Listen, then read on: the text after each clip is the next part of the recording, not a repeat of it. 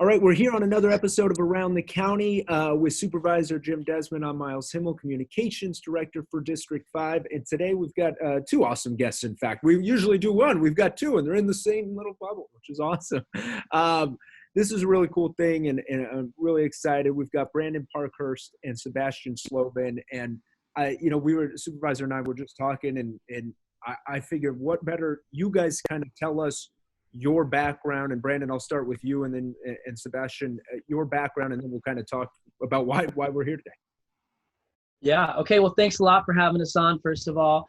And yeah, my name's Brandon Parkhurst. I am a core energetics therapist. And what that is it's like psychotherapy for the body. Essentially, I work with emotional intelligence. I'll go a little bit more into that, but I was a professional musician. I grew up in Encinitas, surfing, skateboarding, playing music, and started touring when I was 18 years old, and culminating in really big tours with big bands. When we made documentary movie that was on MTV, we had a lot of exposure. And the lifestyle of being a rock star, so to speak, caught up with me. And, I became, I was in active addiction. It progressed and missed a lot of opportunities. It was really a dark time in my life. And I made a decision to change my life 10 years ago, and in that process, I stumbled across an amazing type of somatic healing called core energetics. And what we do in core energetics is we work with emotional intelligence in the world. And the reason I'm so passionate about it is because it changed my life 100%. But also right now we're dealing with a society that is medieval in the way it deals with government and systemic problems.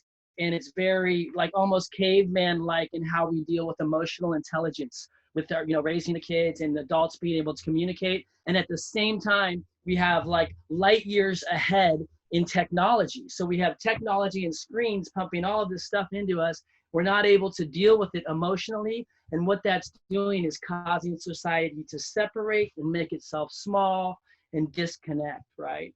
So the work that I do is essentially teaching people how to feel, how to connect. And the only way this really happens is if we can provide safe places for kids and adults to experiment like a laboratory, to learn how to connect, to when they get scared, to learn how to express and connect and work together, when they get angry, and then to be able to come out into the world and bring their gifts. When I was a kid, I left the house at 7 in the morning and I came back at 8 at night covered in mud. And when we were playing, it was like we had to figure out how to get the football game going. We had to figure out what, to play Army or whatever we were doing. We were kids and we were figuring it out. We were problem solving. We were in the muck of it. And that just seems to be going away. And this is not good. This is not good for us, right? We need to be able to start providing places for kids to learn how to connect and process and problem solve and work through and feel what it feels like to be away from the screens, right? There's a reason why we're picking up these screens and we're being isolating so many. I have a private practice I have a huge private practice, and I'm either working with kids that have anxiety and depression and fear of going out into the world and connecting, or parents that are trying to deal with their kids not being able to get out into the world and connect, essentially. So yeah, and the company we have is called One Law Love, and this is what we work with. This is our goal. This is our mission, right? Yeah. Huh. Great. Sebastian, What about you? Yeah. Yes. Tough act to follow. Tough act to follow. I know, for sure. Well, I'll just say I want to share about Nature Unplugged, but we'll talk about this more. But we combined forces, and we're doing something called Project Upstream, which is like the kind of combined forces of us both. But I'll share about Nature Unplugged. So my name is Sebastian Slobin, and my wife Sonia and I co-founded Nature Unplugged, and our mission is really about inspiring health in the digital age, wellness in the digital age. So we work with individuals, children, families, doing coaching and workshops to really help people create healthier boundaries with technology and reconnect to nature.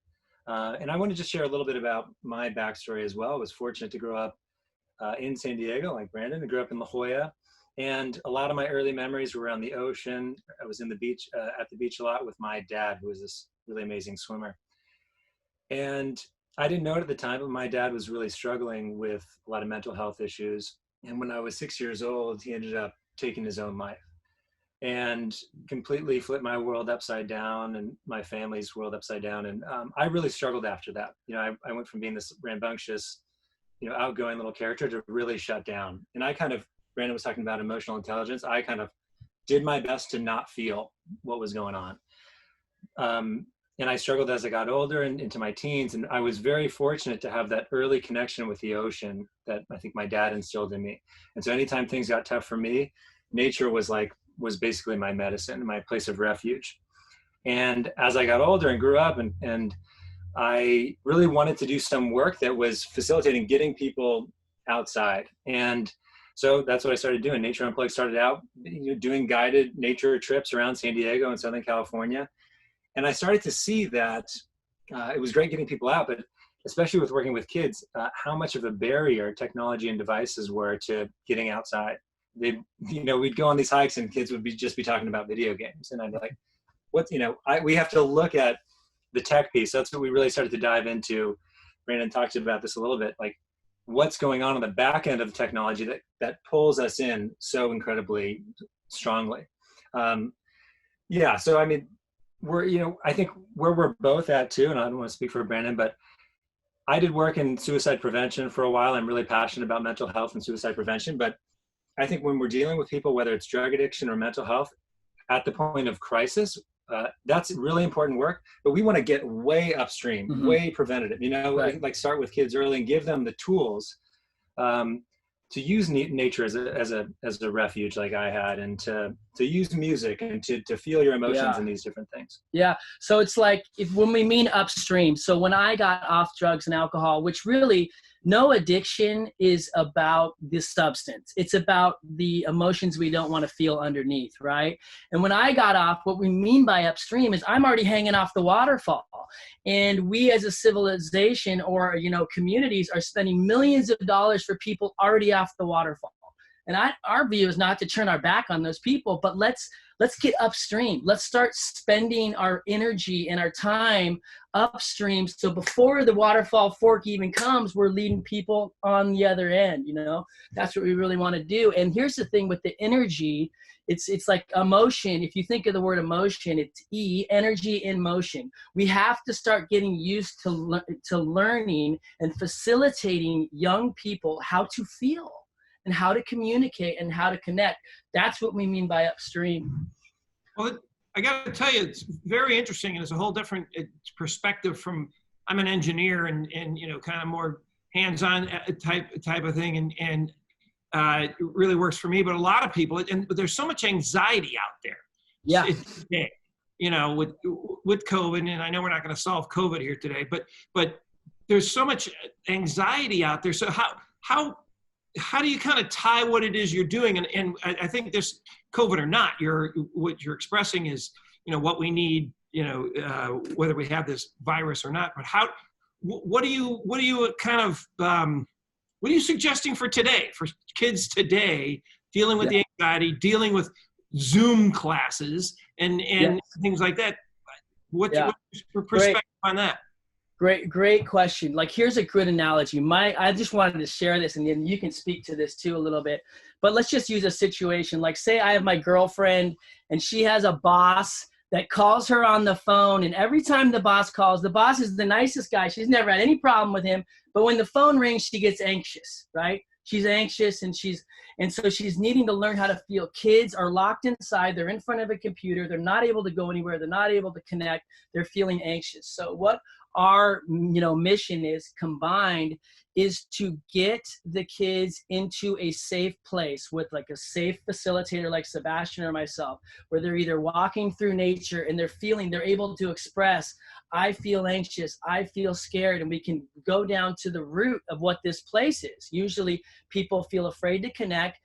What happens is they'll go into a process. When we get them out of that isolated zone And you can speak more to the nature, but for me, I run groups or work with individual clients, and we have them start to learn to express the things they're not able to express in the room on the Zoom call, right? Being isolated, like, hey, I don't like this. I miss my friends. I miss this. I really want to connect. I want to be in nature. I feel anxious, and really start to move the energy. It gets stuck when we're stuck in front of the screen. So, and maybe you could say a little more. Yeah, I mean, I think, we're certainly not anti-tech, and there's a place for Zoom, and it's, it's incredible that we have this technology. And at the same time, this is not a replacement for actual in-person human connection, right? So we're getting people out, whether it's one-on-one or small groups, facilitating guided walks locally around San Diego. We just acquired some land up in Big Bear that we have a plan in place for 2021 to begin to take groups out there. It's safe, groups no bigger than 10. We can socially distance. It's going to be all outdoors, but to create like a 3-day unplugged digital detox experience. I think, you had on recently the CEO of Surf Sports, and I just resonate with what you all were talking about with like these kids, and not just kids, but people in general, need to play, need to compete. Kids, as we're not, this isn't anything new. They're going from Zoom all day to socializing with their friends via screen all day. And it is, this was bad before the pandemic. The research around this, increased screen time, decreased face-to-face, like people are way more vulnerable to things like depression, anxiety, and unfortunately, at the extreme end, suicide. And so I see this as suicide prevention work going upstream. Go ahead. Well, even for adults, now, we're telecommuting instead of going into work or into the office and working as a team or on projects and things like that. So this has really kind of changed. And it's kind of sad. You guys are teaching kids how to be kids again. Yes, totally. Yeah. And adults. How to be. Yeah. Well, so before we started, we had an event center down here in Encinitas. We had been spending the last year making a movie about this, and we were on the edge. We ran our first group in Encinitas. I'd put in all the money I'd saved for the whole last year, and COVID hit. And Sebastian, Nature Unplugged, was going to be part, like a outside coming in and doing. And, a lot of bad things happened with COVID, but also this is a great thing that's come. We've been able to really cover two big ends. And so I think the reason I'm saying that is so people are having these problems. They contact us. We have places for parents to go to learn how to work with kids.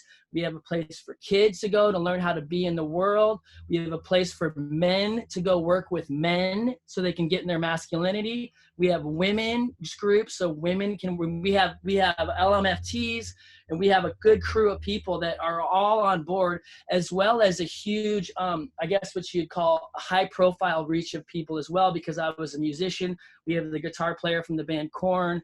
We have Tyler Posey. We have a lot of big names that are just really wanting to, behind our mission, so to speak. So if you're a family, dad's like, we're going to send Timmy. We're going to send Timmy out in nature. I'm going to go work with some men. Wifey's going to work over here. Then we're going to all come together. We cover all of those bases, as well as we're going to have online, programs where they come on, for this many weeks in a row, and we can have check-ins, right? Which kind of, so we're pivoting a little bit. Our main goal is to get people out in nature and get people in person in a safe way. We're working on testing to make sure that if people come on, we have it all laid out. You get tested, you come in, you participate in the workshop. Well, do you teach them also? Because you can't ignore technology. I can't. I pick up my phone way too many times in a day, to look at it. Or as soon as it dings, I go run into the thing and see who texted me or whatever it is. How do you kind of blend the two? Because you gotta have, you can't ignore the one or the other. So you gotta kind of learn to blend the two. Is that part of the program? I'm just asking. Yeah, totally. Yeah, and I can speak to that a little bit. That's a great question. And I think one thing we really looked at was, how to, again, not being anti-tech, but how to use technology. What we're all about is using it in a really intentional way, in a way that works for us. And I think, as we probably all know, you have this experience of picking up your phone to go do a specific task, like send an email or check an email or whatever. And then you get a notification from social media or from the news or whatever. And then 30 minutes later, you're like, what was I even doing? Where was I just at? Yeah. And so So Yeah. So So we've developed a lot of curriculum that's around how to be more intentional with your technology. Again, it's not throwing away your devices, but it's things like, especially for kids, like, or for families, having a home charging station where all the phones and devices go at night. Because one of the biggest issues and negative impacts are the lack of sleep, or the interrupted sleep that especially adolescents are getting because they're sleeping with their phones and notifications are coming through, and so like healthy boundaries with technology, not anti-tech, but using it in an intentional way. Yeah, and then let me say one of the, that's great, that's amazing. And we like to look at this technology if it becomes a problem as an addiction. And with any addiction, what you want to do when you're lost in it, like, so if I'm scrolling and everything I'm doing is on my phone, I need to separate from the phone to feel what it feels like to be without it, right? So that's what we want to do. We take you away from it so you're like, oh, okay, I can, this is what it is, and then you slowly reintegrate the technology back in. That's our goal. But when you're lost in it and you don't know anything else, then you're screwed. Yeah. So have you guys seen there's a recent documentary called The Social Dilemma on Netflix? Have you seen that? No. I was going to ask you guys about that, because I have, and I know a lot of people have as well, and have gone, whoa, this is scary.